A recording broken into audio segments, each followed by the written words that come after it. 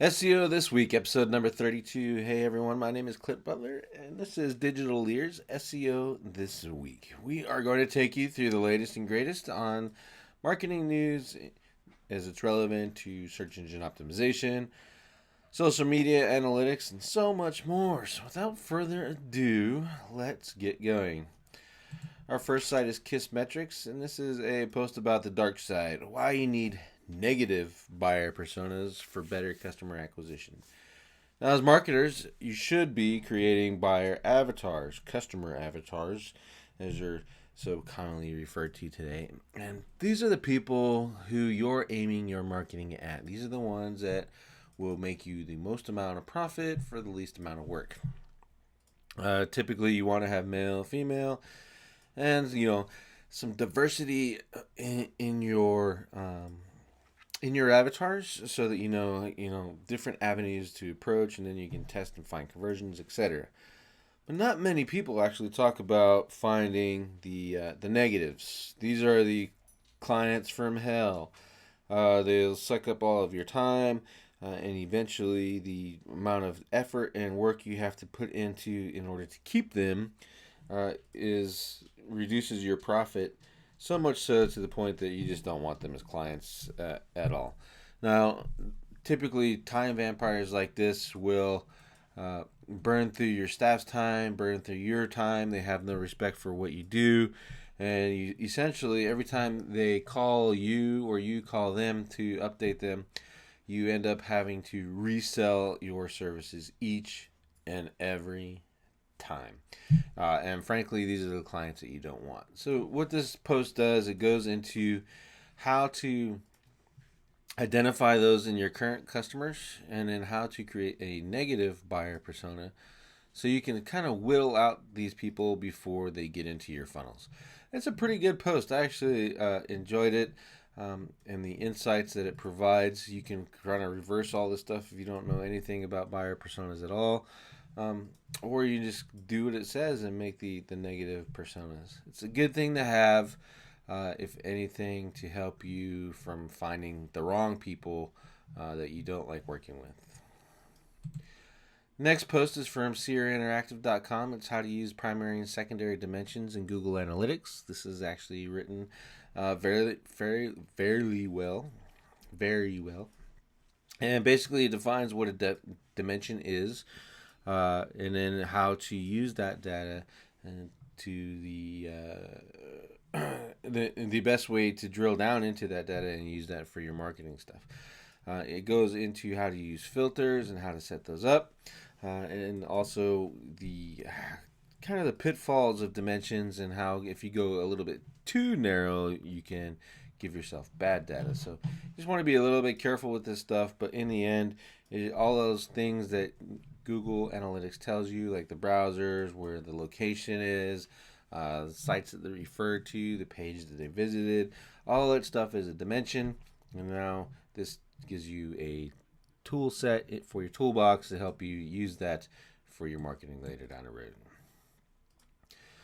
Let's go to Blumenthals.com and understanding why Google My Business and local search. And this is a post called the Spam Hall of Fame. It's actually pretty good.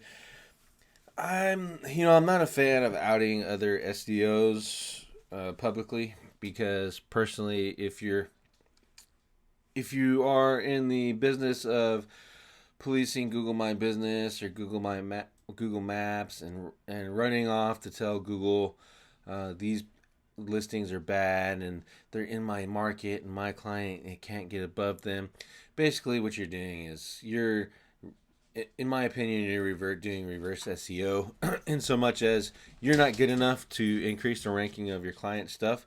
So the people that are actually doing it, you want to bring them down, and you use any method you can to do that. This is an example of maybe a spam. Maybe the business holds it.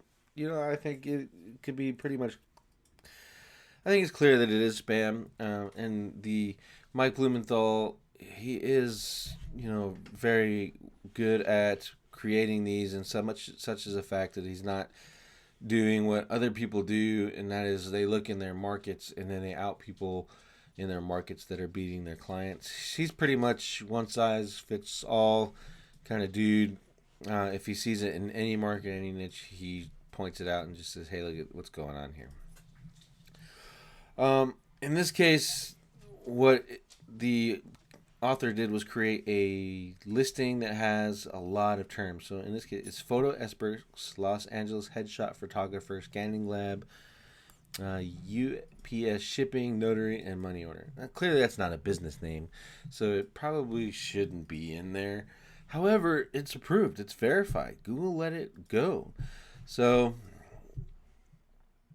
what is a business owner to do when they're in competing with these? And that's make sure your listings are good, and make sure if you're doing your own SEO, you have the right optimizations in place to outrank a listing like that. And if you have an SEO agency, make sure they're doing that for you. The fact of the matter is, Google is not going to be able to get rid of all this stuff because it's a platform. It's just the way it is. Any website or platform on the internet is going to be subject to a spam, or it's going to be subject to people pushing the boundaries and trying to find out what works and what doesn't. And that's how so-called quote-unquote white hat SEOs know where their boundaries are, because it was the black hat SEOs who were doing that testing to find out what works and what doesn't. So in this case, they know that long keyword heavy titles in a Google My Business work. They shouldn't. It should be the business name. We all know that, but for the facts right now, it's a flaw in Google's system that they'll continue to work on to improve. He does go into how this listing has fake reviews, and he wrote a script, he's saying, that helps determine whether reviews are fake. Just looking at the screenshot, and I haven't seen the script, it looks like it's saying that if a reviewer is from several or reviewing businesses from several different geographic locations, then clearly that's a fake reviewer. I would point out that a lot of businesses, even small local businesses, are embracing e-commerce. So in this day and age, it's possible that a reviewer could be in Arizona and reviewing a local business in New York, for example. So I think this is going back to whether Google can police this kind of stuff. And personally, in a worldwide economy where e-commerce is taking center stage, I find that would be, location alone would not be a good determining factor of whether reviews are fake or not. So just my 2 cents on that. And as with everything, this brought out a question on Blumenthal's as well, is how long can the Google My Business name be? And they tested that. A couple people did, and they got 100. Someone tried 101, it didn't work. Someone tried 97, it did work. So I think you can add and take away from your name. See what happens if you want to. Just kind of have a little bit of fun with it. Be careful, though. Keyword stuff in these things will get your listings suspended. So just because you can do it doesn't mean that you should do it in this situation. So, but if you have a business name, it's really long, and you want to highlight the entire thing on your Google My Business thing, now you know 100 is the character limit. Our next post is on HubSpot. It's 20 of the best website homepage design examples. Now there's 9 tips here essentially on what makes a good web design. Typically, number 1 here is, who am I, what do I do, or what can the visitor do here? For us, the way we answer this, and we start it in all of our site audits, is what is it, what's it about, and what's in it for me. If your homepage can answer those 3 questions, or any page on your website for that matter, then you're doing pretty good. There's 9 other things, or 8 other things here that you can look at to help out and create an effective web design. So check it out, and you'll be doing okay. And then there, if you're looking for ideas, there's 20 great websites. Obviously, these are corporate, larger websites that have a bit of push, and then there are some small businesses as well. But if anything, you come away with some ideas. One thing I noticed here is everyone is using these big old hero images, and but they're using them in conjunction with call to actions, which is good. Local businesses tend to not. They'll put those big old images on there and then not have a call to action. So if you have to use a big image on the top of your website, have a call to action. Only like one website out of all of these is doing that and does not have a call to action. That's wasted space. It's probably a bad example of a good homepage in my opinion. But you can look at these, check it out, see if you get some ideas. Next is Mazda's Whiteboard Friday, and this is being presented by Cyrus Shepard. 7 title tag hacks for increasing rankings. It's actually really good. I got a couple ideas out of here that I didn't even think of, and I'll just skip to those. It's basically using you're referring keywords inside of search engine, search console, to create your title tags, and then looking also at your like what are they referring, what is social networks, how are they people looking on social networks for a specific thing, and then combining those words to make your title tags. So that's pretty cool. I think you should check this post out. If anything, get some ideas on title tags. I know we certainly did. We'll be implementing a couple of these ideas as soon as possible. Next we'll go to Yoast. Perfecting your goals in Google Analytics. Goals can be one of the most convoluted things in Google Analytics of all, because how do you set it up? What is it reading? Where do you put the codes? All that stuff it does make it a little bit harder. This post breaks it down almost dummy style, which is perfect for me, to set up the goals and run with them inside of the analytics.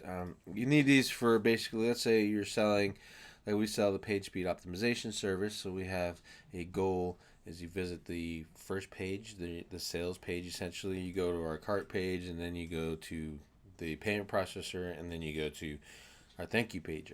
Our goal is to measure a conversion when you get to the thank you page, and you set that up inside of goals and conversions. This is so it's a good walkthrough beyond most of their other posts where they kind of just leave you with the general idea. This one actually walks you through step by step and how to do it. I also linked to a book inside of the SEO This Week post. It's called Google Analytics Breakthrough. That is our Bible here at Digitaleer.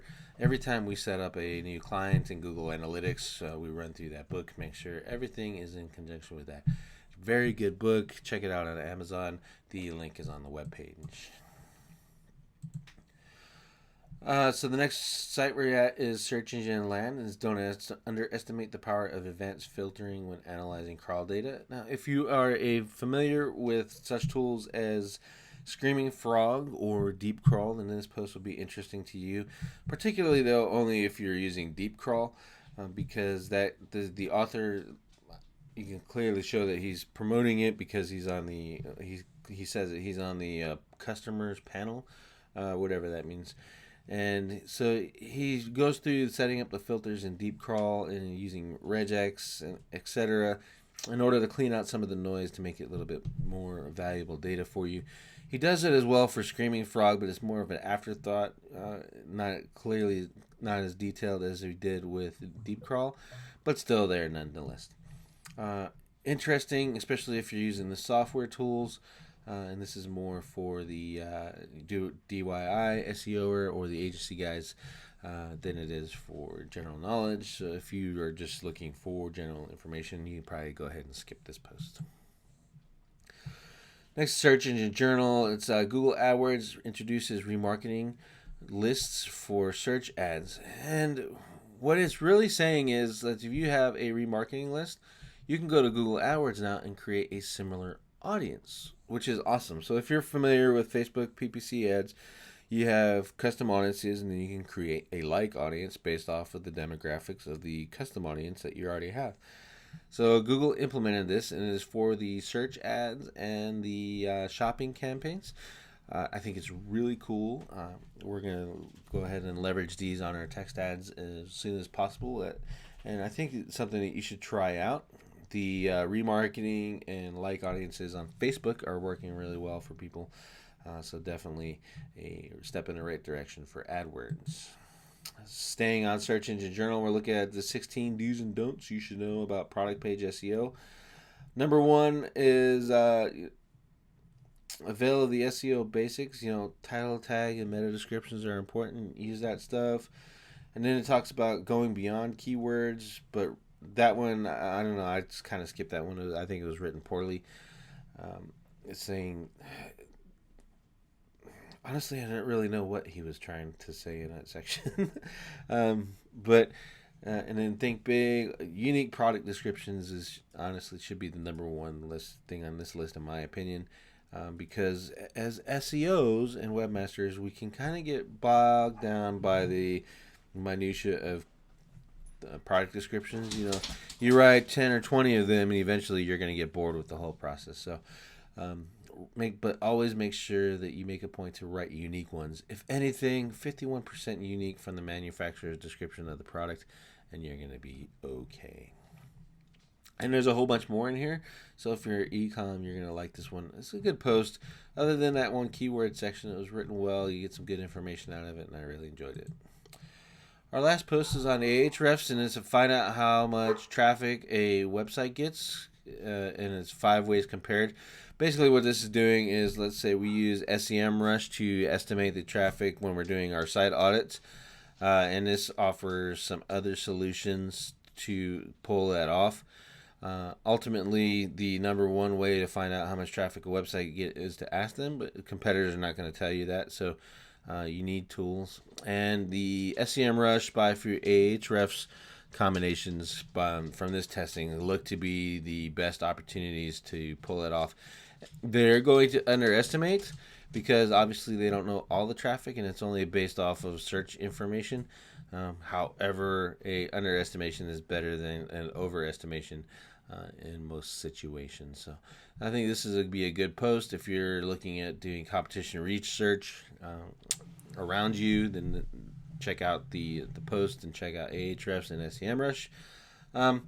Otherwise, just a good general thought knowledge of how to look at these tools and look at the data and its accuracy for your day-to-day business.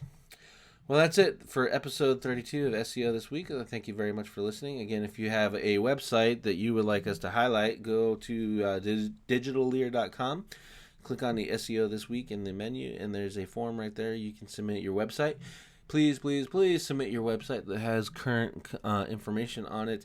We've gotten quite a few where the last blog post was over a year old. That is useless to us. That is not the latest and greatest in news. That is you trying to get some backlinks to your website. Crazy SEOs. Have a great day and a great week.